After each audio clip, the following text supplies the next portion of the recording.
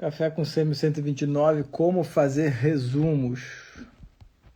Então hoje é a live 3 sobre estudos, como fazer um resumo. Fica melhor o nome assim. Vamos só esperar o pessoal entrar. Todo mundo que esteja entrando, diga se o áudio está ok. Eu vou falar um pouco sobre estudo.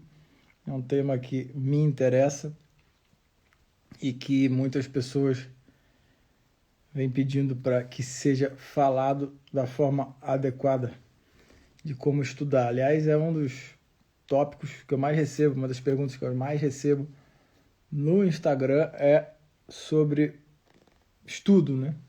Também é um dos pontos que eu mais vejo na minha prática em como enfim, a dificuldade que os alunos têm realmente de organizar a vida de estudo, né? Pausa no resumo para prova para aprender a fazer resumo. Então quer dizer que se você está pausando para aprender a fazer resumo é porque você não sabe fazer resumo. Então ainda bem que você pausou. Cássia, vamos lá então. Primeiro, o que não é resumo, né? Então o que muitos alunos fazem é chamar a compilação da aula de resumo, né? Então uma compilação de uma aula, enfim, ela não é um resumo. Quando você pega e assiste uma aula e escreve em palavras, obviamente, uma menor quantidade de palavras faladas do que foi falado na sala, você tem a impressão de uma redução de conteúdo, mas essa redução de conteúdo, ela não necessariamente é um resumo. Um resumo, ele precisa conter nele, enfim, toda a linha de condução da compreensão e da essência do que está sendo falado e ensinado, né? Então, apenas a redução de palavras e a cópia e a transcrição daquilo que foi dito não necessariamente é um resumo. Esse é o primeiro ponto, né? Segundo, um flashcard, por exemplo, ele é uma sinalização, ele não é um resumo. Um slide de aula bem feito, ele também não é um resumo. Porque um slide de aula não é algo a ser lido pelo professor em sala, é algo para guiar o professor no que ele vai falar, não é? Então, pegar uma sequência de slides e ler o que está escrito, você não está dando uma aula, você está lendo o que está escrito num slide, tá? Então, é importante entender isso. Eu vou falar nessa sequência de lives aí sobre estudo, acho que ela vai durar um tempo longo, sobre essas questões, né? Até de como montar a aula, de como definir o tipo de aula, enfim, falar também do que é uma metodologia ativa, o que não é. E eu acho que isso vai poder guiar aí o pessoal na forma adequada de estudar. Mas hoje eu vou falar sobre resumo, né? Então, não é resumo você pegar uma aula e transcrever, né, com um número menor de palavras, enfim, estudar por aquilo. Você está estudando um assunto que está sendo ali, vai ficar salvo assim a live. Você está estudando ali um assunto, enfim, que foi dito, que talvez você nem tenha prestado atenção na aula. Às vezes, quando você fala assim, vou estudar pelo resumo da fulana de tal, também não necessariamente ele é um resumo, às vezes ele é apenas a transcrição da aula com um número menor de palavras, né? E estudar por um manuscrito de uma transcrição de uma aula com um número de menor de palavras ali, a chance de você aprender alguma coisa ali é pequena, né? Então, vamos direto ao ponto de como é que se faz um resumo, né? Primeiro, você tem que entender para que serve a aula, né? A aula. E quando fazer esse resumo, tá? A gente pode dividir a aula em vários tipos de aula, mas eu gosto de uma divisão clara entre aula de aprofundamento e aula de descoberta.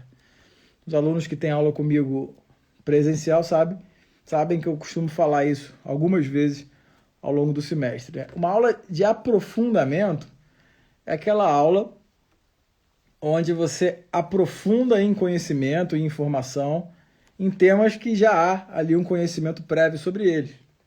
Por exemplo, você pode ter tido uma aula de dispneia na semiologia, de asma na clínica, e no internato você vai ter uma aula aí de manejo da asma, uma revisão de manejo da asma.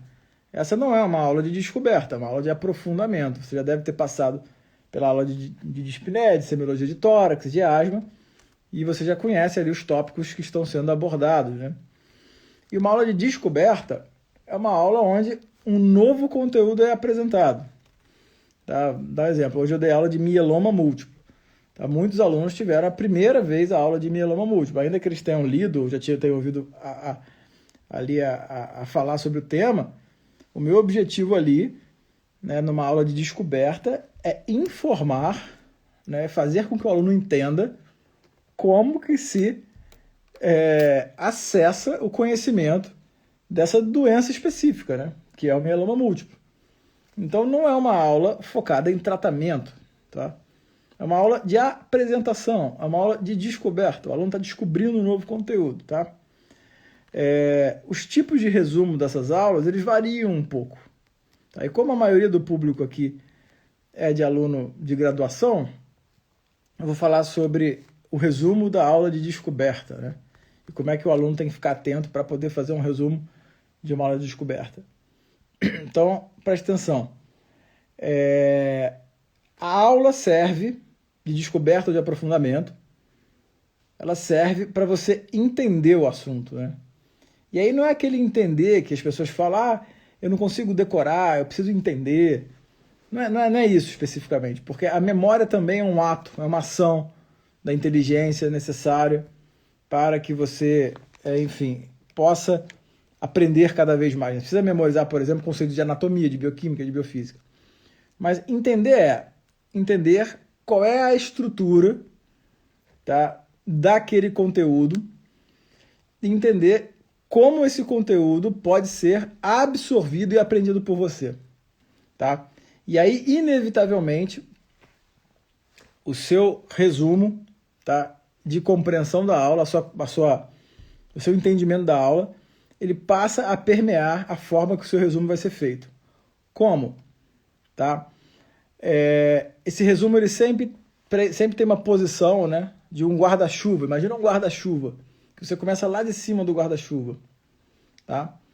Lá na ponta do guarda-chuva, onde tem só a pequena curvinha, e quanto mais você vai descendo, maior fica ali a concavidade do guarda-chuva. Lá em cima, você tem que entender qual é o conceito que está sendo falado. E você tem que se perguntar se você entende todas as palavras relacionadas àquele conceito. Eu vou usar aqui o exemplo da fibrilação atrial, que eu acho um ótimo exemplo didático para entender como é que se faz um resumo. Depois de uma aula de fibrilação atrial, você tem que ter um guarda-chuva pronto. Você tem que fazer esse guarda-chuva, tá? De maneira que você saiba lá em cima qual é o conceito de fibrilação atrial. Tá? O que é fibrilação atrial? Fibrilação atrial é uma arritmia atrial, ou seja, supraventricular, tá? Diagnosticada eletrocardiograficamente, tá? Através de complexos RR, complexos QRS, né? De intervalos RR irregulares e sem onda P. Tá? Esse é o primeiro ponto. Tá? Lá em cima do guarda-chuva tá o que é uma fibrilação atrial. Você pode pensar nisso, por exemplo, o que é uma pancreatite aguda? Uma pancreatite aguda é um processo de autodigestão do pâncreas, deflagrado por diversos estímulos. Tá? É assim que começa. Se você vai estudar a fibrilação atrial e não sabe identificá-la eletrocardiograficamente, você precisa parar e identificá-la eletrocardiograficamente. Você precisa saber que fibrilação atrial é um ataque à arritmia, diagnóstico eletrocardiográfico, caracterizado dessa maneira que eu falei. Tá? Ponto. Esse é o primeiro ponto para você fazer e começar o seu resumo. A partir daí, você vai descer um degrau, você precisa se perguntar, ok, e agora, como que eu identifico um paciente com fibrilação atrial? E aí você não vai entrar para as raropatias da vida, né? Não vai ficar pensando, porque minha tia teve isso, porque meu avô, não. Você vai lembrar da sua aula, óbvio, e você vai definir os quadros clínicos clássicos de apresentação. Por exemplo, fibrilação atrial. Você tem pacientes que têm um diagnóstico de fibrilação atrial quando assintomáticos. Então, eles vão num consultório, numa consulta de revisão ou numa consulta por outro motivo, e o médico percebe que há um ritmo irregular há uma dissociação pulso-precorde, por exemplo, realiza um eletrocardiograma e dá o diagnóstico de uma fibrilação atrial. Tá? Essa é uma apresentação clínica da fibrilação atrial que tem um tempo de instalação, um ΔT indeterminado. Tá? Depois, você vai colocar lá no seu resumo que existem apresentações sintomáticas da fibrilação atrial. Por exemplo, você tem pacientes que eles percebem a palpitação, a batedeira no peito. Então eles sentem que estão palpitando e procuram um médico por causa daquilo e conseguem às vezes até dizer quando que isso começou. Um exemplo é a Holiday Syndrome, aquelas síndromes, a fibrilação atrial que aparece depois da libação alcoólica. Então aquele paciente que ele disse que sentiu depois de uma festa, no dia seguinte, de manhã, a batedeira no peito, ele chega com uma taquicardia, com um pulso irregular, com uma dissociação pulso-precorde, com um diagnóstico eletrocardiográfico, que você já colocou lá em cima na ponta do guarda-chuva. Então você identifica um paciente com fibrilação atrial a partir de um sintoma de palpitação. Está vendo como é que o guarda-chuva vai aumentando? Lá na ponta é conceito, você desce, você tem a apresentação clínica e já começa a ficar mais encorpado, né?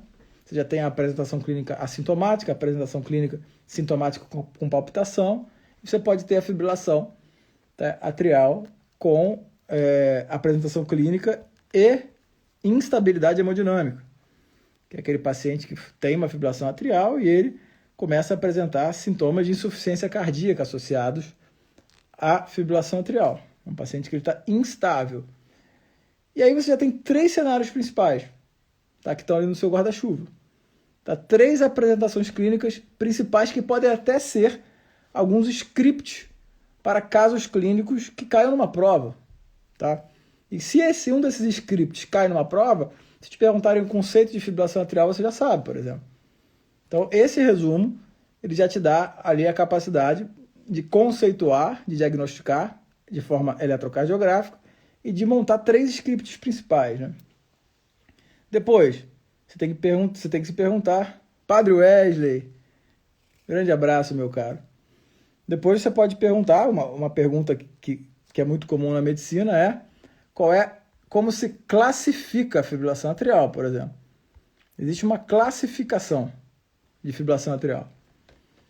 Tá? A fibrilação atrial pode ser classificada em aguda, paroxística e tal, e você vai escrever lá a classificação da fibrilação atrial. Tá? Como é que é e qual é a definição.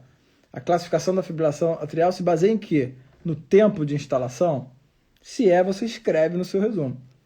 Os tipos, a classificação com os tipos e o tempo de instalação. Tá? Você vê que o guarda-chuva vai aumentando. Tem lá o conceito, a apresentação clínica, a classificação. Depois, quais são os pilares do tratamento. Como é que se trata uma fibrilação atrial? São 3 grandes pilares. Você vai ter um braço, que é o braço da anticoagulação, um braço que é o braço do controle do ritmo, da reversão do ritmo, e um braço que é o do controle da frequência. E a partir daí, você vai entender como e quando você faz cada um desses braços. Se você usa 2 deles, um deles, os 3, você vai acessar. Para o paciente assintomático, eu posso fazer a cardioversão? Como que eu controlo a frequência? Eu faço anticoagulação? Tá? Depois, para o paciente em instabilidade hemodinâmica, eu faço a cardioversão? Eu faço a anticoagulação? Eu controlo a frequência? E aí o seu guarda-chuva ele já vai encorpando. Tá? Você vê que só em cima desse guarda-chuva montado, eu já tenho pauta para estudar, inclusive para uma outra aula que pode acontecer daqui a 1 ano, 2 anos, de aprofundamento.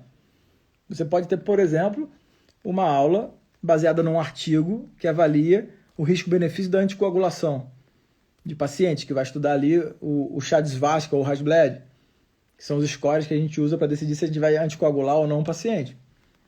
Tá? Se você tiver um resumo feito para os grandes temas da medicina, feito por você, você consegue permear, né, você consegue permeá-lo ao longo do tempo e encorpá-lo de uma maneira que você aprenda de fato o conteúdo. Tá? Então, olha só, você assiste uma aula, tá? Você define em sala e entende quais são os pontos centrais da aula. Então, o que você mais precisa anotar é os pontos centrais. Tá? Um bom professor vai te dar esses pontos centrais. Então, depois de uma aula de fibrilação atrial, você vai ter lá anotado qual é o conceito, quais são as apresentações clínicas principais, qual é a classificação e quais são qual é o tratamento, né? Quais são as opções de tratamento. A partir de você, depois da aula tendo entendido isso, né, você pode então ir para o livro e resumir aquilo ali, a partir desse esqueleto tirado da aula, nesse guarda-chuva. Feito esse resumo, tá, você pode então migrar para um flashcard, que é um resumo daquilo que você estudou. Percebe que um flashcard, sem tudo isso que aconteceu, ele só vai te deixar mais nervoso ou nervosa? Porque você vai pegar lá 3 pilares de tratamento da fibrilação atrial, não vai ter entendido nada. Você pode até memorizar aquilo, mas vai te dar um trabalho danado, né? Ficar vendo flashcard dá um trabalho, dá uma canseira danada. A sensação que você nunca estudou. Você fica desesperado, desesperada, e a sua vida começa a ficar um inferno. Te dou aí 3 meses lendo flashcard para a prova, e sua saúde mental vai para o buraco. Isso é um fato. E percebe também que quando você faz resumo dessa maneira, dá trabalho, né? E a notícia complexa disso aí, esses resumos têm que ser feitos 48, 72 horas depois da aula. Então tem que estar no seu cronograma um tempo para resumir a aula, né, em 48, 72 horas depois. E para cada resumo desse, né, de uma aula grande, eu acho que vai te tomar de início um tempo maior, mas depois você consegue fazer em 40 minutos, entendeu? De início não, de início vai demorar mais. Mas você consegue depois, com a prática, fazer resumos em 40 minutos. Quando você começar a aprender a pesquisar, procurar o conteúdo nos livros, você vai aprender a abrir o Harrison, não querer ler do começo ao fim tudo, né? Você vai aprender a abrir o Harrison e pegar o ponto importante que responde à pergunta do resumo. Tá? Então é isso que eu queria falar sobre resumo, não sei se ficou claro. Caso vocês tenham interesse nesses temas, caso vocês tenham gostado ou tenham ficado mais confuso, comentem, por favor. Para quem está no podcast agora, não agora, porque agora está ao vivo, mas agora aí no agora de vocês, também comentem e compartilhem caso seja do interesse de vocês. Valeu, um abraço a todos e até!